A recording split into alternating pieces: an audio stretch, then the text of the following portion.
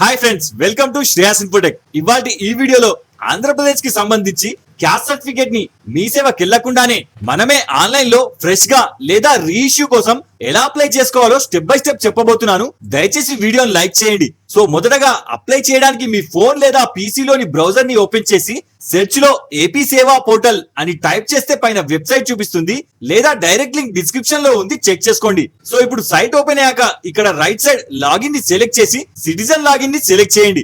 ఇప్పుడు ఇందులో మీ mail ID enter చేసి లాగిన్ అవ్వండి. ఒకవేళ అకౌంట్ లేకుంటే కింద క్రియేట్ వన్ ని సెలెక్ట్ చేసి 2 నిమిషాల్లో అకౌంట్ క్రియేట్ చేసుకోండి. సో ఇప్పుడు లాగిన్ అయ్యాక మెయిన్ విండోలో కింద రెవెన్యూ ని సెలెక్ట్ చేస్తే కింద లిస్ట్ వస్తుంది. ఇందులో సెకండ్ ఆప్షన్ ఇంటిగ్రేటెడ్ సర్టిఫికేట్ ని సెలెక్ట్ చేయండి. ఇప్పుడు అప్లికేషన్ విండో ఓపెన్ అవుతుంది. ఇందులో ఫస్ట్ అప్లికెంట్ ఆధార్ నంబర్ ని ఎంటర్ చేసి పక్కన ప్రీఫిల్ ని సెలెక్ట్ చేయండి. ఇప్పుడు ఇక్కడ ఒకవేళ మీకు ఇదివరకే క్యాస్ట్ సర్టిఫికేట్ వచ్చి ఉంటే ఇందులో నంబర్ చూపిస్తుంది. ఓకే చేసి డైరెక్ట్ గా అప్లికేషన్ ఫీ పే చేసి నిమిషాల్లో రెన్యువల్ క్యాస్ట్ సర్టిఫికేట్ ని పొందొచ్చు. ఒకవేళ మీరు న్యూ అయి ఉండి మీ ఫ్యామిలీలో ఎవరికన్నా ఇది వరకు అప్లై చేసి ఉంటే పక్కన ప్రీఫిల్ ని సెలెక్ట్ చేయగానే విండో ఓపెన్ అవుతుంది.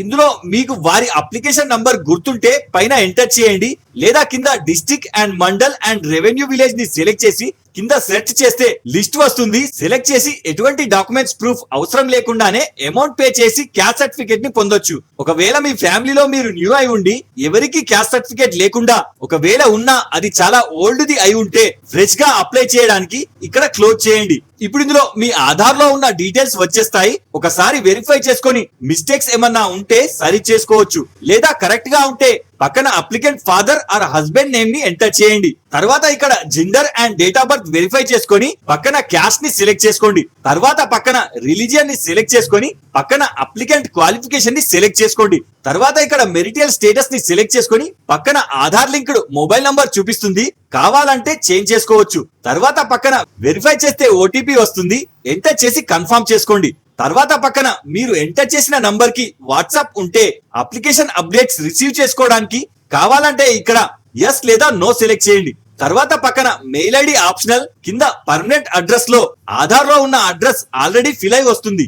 వెరిఫై చేసుకొని మిస్టేక్స్ ఏమన్నా ఉంటే సరి చేసుకోండి. అలాగే కింద present address and permanent address same అయితే ఇక్కడ చెక్ పెడితే కింద డీటెయిల్స్ వచ్చేస్తాయి, లేదా చేంజ్ ఉంటే ఎంటర్ చేసుకోండి. తర్వాత కింద కంటిన్యూ సెలెక్ట్ చేయండి. ఇప్పుడు ఇందులో పైన మీ రేషన్ కార్డ్ డీటెయిల్స్ అడుగుతుంది. ఇది ఆప్షనల్ కాబట్టి ఉంటే ఎంటర్ చేయండి, లేదా వదిలేయండి. తర్వాత కింద ఈ సర్వీసెస్ ని మీరు వేరే ఏదైనా సహాయం కోసం వాడదలుచుకున్నారా అని అడుగుతుంది, ఎస్ ఆర్ నో చేయండి. తర్వాత కింద క్యాస్ట్ సర్టిఫికేట్ డీటెయిల్స్ లో వర్క్ ఫ్లో అడ్రస్ టైప్, ఇందులో ఇందాక మీరు ఎంటర్ చేసిన permanent and present address same అయితే ఇందులో పర్మనెంట్ సెలెక్ట్ చేయండి, లేదా ప్రెసెంట్ అడ్రస్ చేంజ్ ఉంటే ప్రెసెంట్ అడ్రస్ ని సెలెక్ట్ చేయండి. తర్వాత పక్కన మీకు ఇంతకు ముందు క్యాస్ట్ సర్టిఫికేట్ ఇష్యూ అయి ఉంటే ఎస్ లేదా నో సెలెక్ట్ చేసి పక్కన క్యాస్ట్ క్యారీడ్ లో మీ సబ్ క్యాస్ట్ ని సెలెక్ట్ చేయండి. తర్వాత పక్కన మీ ఎడ్యుకేషన్ సర్టిఫికేట్ కి సంబంధించి క్యాస్ట్ గురించి మెన్షన్ చేసి ఉంటే ఎస్ లేదా నో సెలెక్ట్ చేయండి. తర్వాత కింద పర్పస్ ఆఫ్ క్యాస్ట్ సర్టిఫికేట్ లో మీకు క్యాస్ట్ సర్టిఫికేట్ ఎందుకు కావాలో అప్రాక్స్ గా తోచింది టైప్ చేయండి.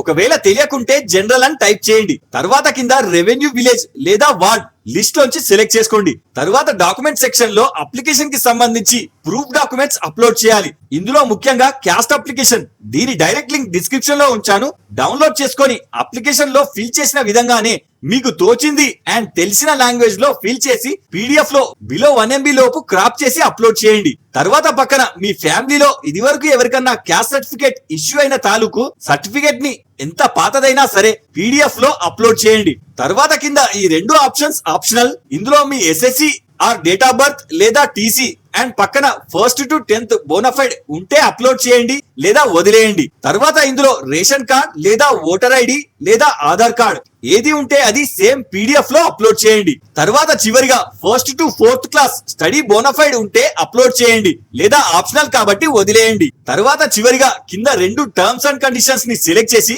షో పేమెంట్ ని సెలెక్ట్ చేయండి. ఇప్పుడు ఇందులో అప్లికేషన్ ఫీ 50 రూపాయలు చూపిస్తుంది. పే చేయడానికి కింద కంటిన్యూ పేమెంట్ ని సెలెక్ట్ చేయండి. ఇప్పుడు పేమెంట్ గేట్వే లో కార్డ్ లేదా యూపీఐ ని సెలెక్ట్ చేసి షో క్యూఆర్ ని సెలెక్ట్ చేసి పే చేయండి. వన్స్ అమౌంట్ డిడక్ట్ అవ్వగానే స్క్రీన్ రీడైరెక్ట్ అయి అప్లికేషన్ రిసిప్ట్ జనరేట్ అయి చూపిస్తుంది. ఇప్పుడు దీని ఫ్యూచర్ రిఫరెన్స్ కోసం డౌన్లోడ్ చేసి పెట్టుకోండి.